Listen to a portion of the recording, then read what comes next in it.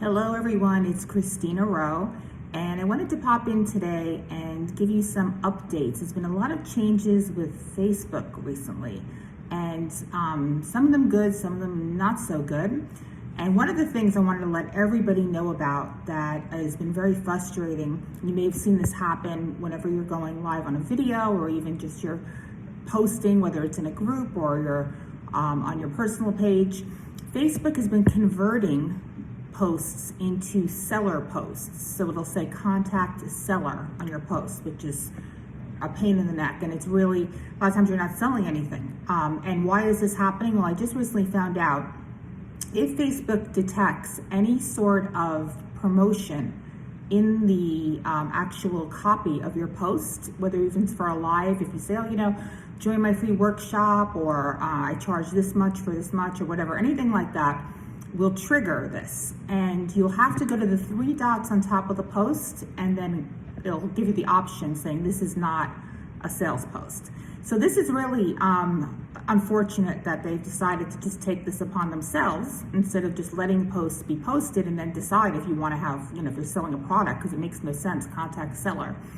And it's also happening to posts and lives that have nothing to do with selling. And for some reason, this is a very glitchy new feature of Facebook. And so it's causing this trouble. So if this happens to you, don't panic. Just hit the three dots and remove contact seller. And a few ways you can avoid this from happening to you is to be careful what you write in your post when you're going live. So try not to put anything that sounds salesy in there so it doesn't trigger this contact seller button. Some of the good news, and I believe it was yesterday, I shared an article that listed all the new features that are coming out. You may have some, you may not. One exciting new feature, which we're waiting for in our main group, says to make people experts, members.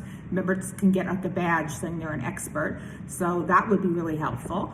Some of the other, what else do they have? Some of the other features that I've seen is slowing down comments. So if you have a Facebook group and then people start fighting in your Facebook group, you can hit that and it'll slow all the comments down to 5-minute intervals. So this gives people, a little chance to stop fighting with one another, and gives your moderators a chance to get in there and correct the situation. So that's going to be very helpful. I'm trying to think of just from memory of some of the other things that were in there. There was, like I said, most of them were positive. I know there's been also questions about the live view counts. That has been very wonky. Okay, so meaning people think now that, I'm not getting any views on my lives. I've heard this from so many people on their personal pages, groups, in our group. They're like, the views are so down, like what's going on? But when I look into in the insights button, a lot of times it's not matching what you're seeing on views for some strange reason. So often it'll be double. Like if it says, 100 people watched this live, and I'll look and it'll say 200 people watched the live. I don't know why it's doing that. This has been going on for maybe 2 months. It just doesn't seem like the insights are correct. And again, it might be something to do with the changes going on with Facebook. Another thing you may have noticed if you have a Facebook page is that you can switch to the new pages experience, and it's going to show your followers instead of just your Facebook likes. Now, the Women Helping Women Entrepreneurs page has about 60-something thousand likes, but we have 165,000 followers, which we're on the old experience, so currently you can't see that. Now, why would I want to switch over to the new experience? I would definitely want to, because you get to show the follower count. It's sleek, it's nice, there's a couple more features, but the reason we're not on it and we switched back was because you cannot schedule posts right now. So you cannot use Buffer to automate to your page or even schedule any posts. And we need that feature because we feature the Standout Online members spotlights every day if you go to the page. So we're waiting for that, hopefully to be fixed, that they're gonna add back scheduling. This is in beta right now. But if you don't schedule anything and you wanna use it, try it. The other weird thing is you have to keep switching back and forth because once you're on your page, it makes you your page. So in order to go back being you have to go into switch profiles. So that's a little bit of a pain in the neck as well. So that's it for pages. So they're probably going to force everybody over soon to the new page experience, just like they did with the new layout for Facebook. Another cool thing that you may see in groups is a U button. If you look in the group and on the top where it has like rooms and events and everything, you'll see a button, it'll say U.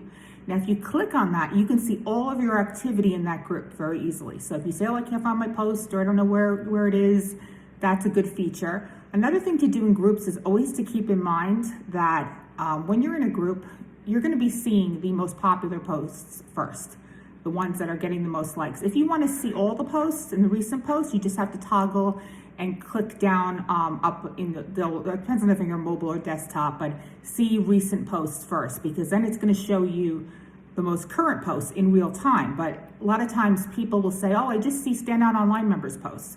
Well, that's because they're doing very well. They're highly engaged posts. So that's why they're being pushed to the top of the group of 476,000 members. So that's the reason. If you want to see other posts as well, you just click on that and see recent posts, and you're going to see all the posts. It's a little bit of a pain in the neck. Some other features. Okay, check your groups. Which feature I really like, and see if you have it, is the ability in comments to attach a group rule to delete the comment. So if somebody puts a comment that breaks your group's rules, you can now attach that to the actual reason why you're declining it. So they'll know that they broke that rule, which is pretty cool.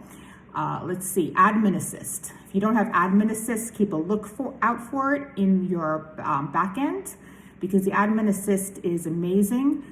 We got to test it out and get it fully implemented in the last 2 months, and it helps so much. You can automatically decline posts, like if you don't want to post with links in your group. Your moderators won't have to do it. They can automatically decline it, which is super cool. And there's a whole bunch of great features you can do that to cut down on spam and cut down on things that have keywords alert you. You can have posts automatically removed if if they're reported more than 3 times, so it's a spam post. This will help save a lot of time. I know it's been tremendous for us in the group and helpful due to the high volume that we get. So don't panic if you think, a lot of people are saying, oh, well, Facebook, I don't know what's going on, less engagement. I wouldn't trust the numbers. And don't always think that you have to have, thousands of people commenting or watching your video when you're on Facebook. It's really the quality and the interaction, and what makes you successful is to reach out to those people. So even if you have 5 people commenting, and you've done a live, that's a great opportunity to start a relationship with those interested people and pay attention to them. Not just send them, okay, here's my link to my freebie, go ahead, check that out. But ask them, well, what do you do? What's your business about? You build that relationship. You may get 1 or 2 customers, who are gonna pay you a lot of money from that, if you're a coach or if you're a program or buy your program or your products or services. So you don't need to have, mass amount of people interacting with you. And sometimes when you do, the downside of that is it's hard to contact everybody.